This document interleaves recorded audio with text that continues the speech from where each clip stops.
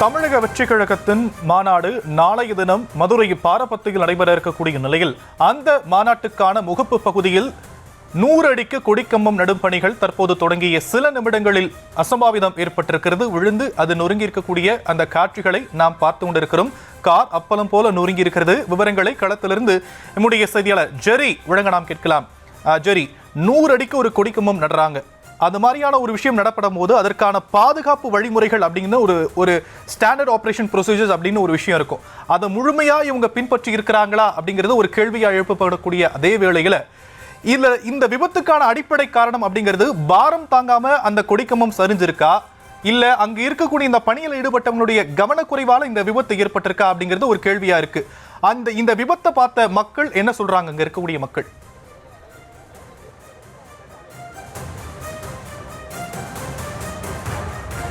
வணக்கம். நாளை தமிழக வெற்றி கழகத்தின் 2வது மாநில மாநாடு மதுரை அருகே இருக்கக்கூடிய பாரபத்தி எனும் இடத்தில் நடைபெற இருக்குது. அதற்கான பணிகள் சற்று வரை நடைபெற்று கொண்டுதான் இருக்கிறது. அதனுடைய எடுத்துக்காட்டாகவே இந்த கம்பத்தை பார்க்கலாம். 100 அடி கொடி கம்பம், 5 ஆண்டுகள் இந்த இடத்திற்கு அக்ரிமெண்ட் போடப்பட்டிருக்கிறது.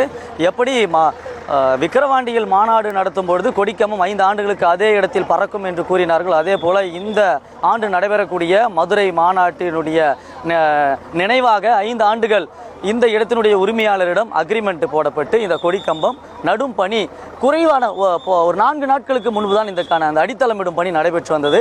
அவசர கதியில் இந்த கொடிக்கம்பம் நட்டுவது காரணமாகவே இது கீழே விழுந்திருக்கிறது என்றும் ஒரு காரணம் சொல்லலாம். அதாவது இந்த அடித்தளத்திலிருந்து போல்ட் நட்டு காரணமாக இதை அமைக்கும் பணி காலையிலிருந்து நடைபெற்று வந்தது. காலையில் ஜேசிபி மூலமாக இந்த நடும் பணி நடைபெற்றது. அதன் பிறகு சிறிய ஜேசிபி என்பதனால இந்த பணி நடைபெறாது, அதாவது சுணக்கம் ஏற்பட்டதனால மேலும் இந்த கிரேன் மூலமாக இந்த நடும் பணி நடைபெற்றது.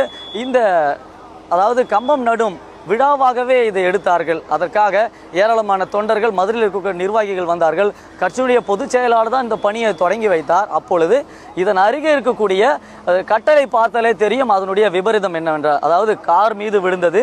காரில் யாரும் இல்லாததால் பொருட்சேதம் மட்டுமே ஏற்பட்டது என்று பார்க்க முடியுது. அந்த காரை மட்டும் இல்லாமல் அடியில் இருக்கக்கூடிய கட்டளை பார்த்தால் தெரியும் இது எந்த அளவுக்கு கனமானது என்று. ஒரு இரும்பு கட்டல் அருகே இருந்தது, அதன் மேல் விழுந்திருக்கிறது. சுக்குநூறாக உடைந்திருக்கக்கூடிய அந்த காட்சியை தற்பொழுது பார்க்க முடிகிறது. அதனுடைய தொடர்ச்சியாக இந்த கம்பத்தினுடைய நுனிப்பகுதியில் தான் ஒரு கார் நின்று கொண்டிருந்தது. தமிழக வெற்றி கழகத்தினுடைய நிர்வாகி அதாவது தற்பொழுது நேரலையில் இதை பதிவு செய்யக்கூடாது என்பதற்காக நிர்வாகிகள் மிரட்டி வருகிறார்கள். ஆரம்பத்திலிருந்தே இதை பதிவு செய்யக்கூடாது, உள்ளே யாரும் வரக்கூடாது என்று பவுன்சர்கள் அமைத்திருந்தார்கள். தற்பொழுது இதை செய்தியை நேரலையில் பதிவு செய்கிறீர்கள் என்று நிர்வாகிகள் தற்பொழுது ஊடகத்தினரை மிரட்டி வருகிறார்கள். இதுக்கு முன்பாக கூட இந்த பகுதியில் யாரும் வரக்கூடாது என்பதற்காக இப்பொழுது பவுன்சர் போடப்பட்டிருக்கிறார்கள். ஆனால் இதே போல இதை நடும் பணி நடைபெறும் பொழுது இது போன்ற பவுன்சர்கள் பாதுகாப்பு பணிகள், அதாவது ஸ்டாண்டர்ட் ஆபரேட்டிவ் ப்ரொசீஜர் என்று சொல்வார்கள், அதை கடைபிடித்திருந்தால் இந்த அசம்பாவிதம் கூட நடந்திருக்காது என்பது பொதுமக்களுடைய கருத்தாக இருக்கிறது. தற்பொழுது அந்த கார் சேதமடைந்தது, அதை காட்சிப்படுத்த நம்முடைய ஒளிப்பதிவர் சரத்குமார் முயன்று கொண்டிருக்கிறார். ஆனால் கட்சியினர் இதை பதிவு செய்யக்கூடாது, நெகட்டிவிட்டியாக நீங்கள் பரப்புகிறீர்கள் என்று அனைவரையும் ஊடகத்தினரையும் இந்த கேமராவையும் பிடுங்கக்கூடிய அந்த காட்சிகளை கூட தற்போது பார்க்க முடிகிறது. ஒரு அசம்பாவிதம் நடைபெற்றிருக்கிறது.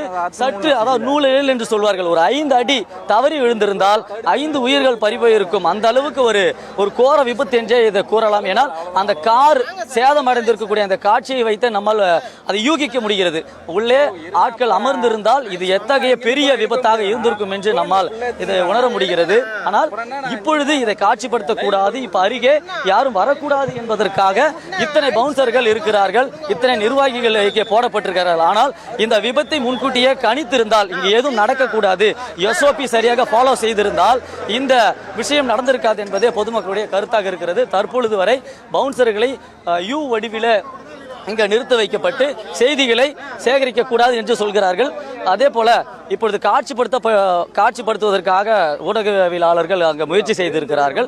அதை கூட யாரும் காட்சிப்படுத்த வேண்டாம், மாநாட்டுக்கு நெகட்டிவாக அமையும் என்று கூறுகிறார்கள். இன்று காலையில் தான் இந்த மாநாடு சிறப்பாக அமைய வேண்டும் என்று யாகம் அமைத்து பொதுச் செயலாளர் வழிபட்டிருந்தார். இதற்கு முன்னதாக பந்தகால் நடும் விழாவிலும் கூட அந்த பந்தகாலிலே பால் ஊற்றி வழிபட்டார்கள். நல்லபடியாக மாநாடு நடக்க வேண்டும் என்று அந்த பால் ஊற்றுவதற்கும் யாகம் அமைப்பதற்கும் நேரம் செலவிட்டதை ஸ்டாண்டர்ட் ஆபரேட்டிவ் ப்ரொசீஜரை ஃபாலோ செய்வதற்கு, அதாவது பாதுகாப்பு பணியில் காவல்துறை கண்ணும் கருத்துமாக இருந்திருந்தால் இந்த அசம்பாவிதம் நடந்திருக்காது என்பதே பலருடைய கருத்தாகவும் இருக்கிறது.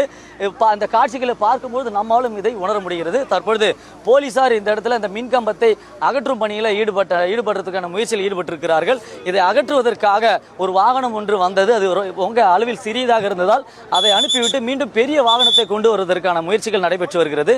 முன்னணி நிர்வாகிகள், பவுன்சர்கள் உள்ளிட்ட செக்யூரிட்டிகள் அனைவரும் இப்பொழுது இந்த மின்கம்பத்தை அகற்றும் பணியில் ஈடுபட்டு வரார்கள். தற்பொழுது இருக்கக்கூடிய அந்த தன்னார்வலர்கள் தற்பொழுது இங்கே வந்திருக்கிறார்கள். நீல கலர் உடை அணிந்திருக்கக்கூடிய தன்னார்வலர்கள் இந்த கம்பத்தை உடனடியாக இங்கிருந்து அகற்றும் மாற்று கம்பத்தை இங்கே நடுவதற்கு ஒரு யோசனையும் இப்போது நடைபெற்று கொண்டிருக்கிறது.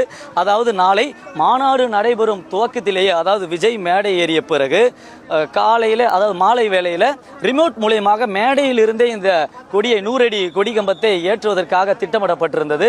இன்று ஒரு பொழுது போய் நாளை விடுந்திருந்தால் இந்த கொடி கம்பம் ஏற்றப்பட்டிருக்கும். ஆனால் நடும் பணி நடைபெறும் பொழுது இந்த கம்பம் சாய்ந்திருக்கிறது. அதுக்கு முக்கிய காரணம் இதனுடைய பேஸ்மெண்ட் மிக சிறியதாக இருப்பதாக தான் இந்த விபத்துக்கானது காரணம். ரொம்ப சிறியதாக இருக்கிறது. ஆழம் தோண்டியதும் ரொம்ப குறுகிய ஆழமாகவே நோண்டப்பட்டிருக்கிறது. 100 அடி கம்பம் நிற்பதற்கான அந்த பேஸ்மெண்ட் வீக்காக இருக்கிறது. பாடி ஸ்ட்ராங்காக இருந்தாலும் பேஸ்மெண்ட் வீக்காக இருப்பதால் தான் இந்த கொடி கம்பம் விழுந்திருக்கிறது பார்க்க முடிகிறது. அங்கே இருக்கக்கூடிய 2 நெட்டுகளை மட்டுமே முடுக்கி கொண்டிருந்தார்கள். அனைத்து நெட்டுகளையும் போல்டுகளையும் டைட் செய்ய பணிகள் நடைபெற்றுக் கொண்டிருக்கும் போது இடை தாங்க முடியாமல் இது சாய்ந்திருக்கிறது.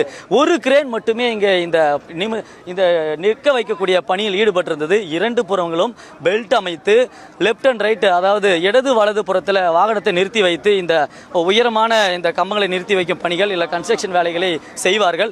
ஒரே ஒரு வாகனத்தால் இதனுடைய எடை தாங்க முடியவில்லை. காற்றினுடைய வேகமும் அதிகமாக இருந்ததால் விசையின் காரணமாக இந்த கொடி கம்பம் விழுந்திருப்பதை நம்மால் உணர முடிகிறது.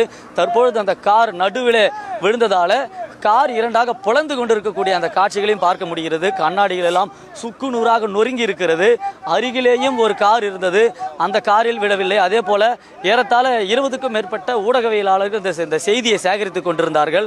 முன்னணி மதுரையை சார்ந்த தமிழக வெற்றி கழகத்தை சார்ந்த மாநில நிர்வாகிகள், மாவட்ட நிர்வாகிகள் புடைசூட நின்று கொண்டிருந்தார்கள். அக்கட்சியினுடைய பொதுச் செயலாளர் புசியானந்த் இதை தொடங்கி வைத்துவிட்டு இங்கிருந்து புறப்படுவதற்கு முன்னதாகவே இந்த விபத்து நடைபெற்றிருக்கிறது.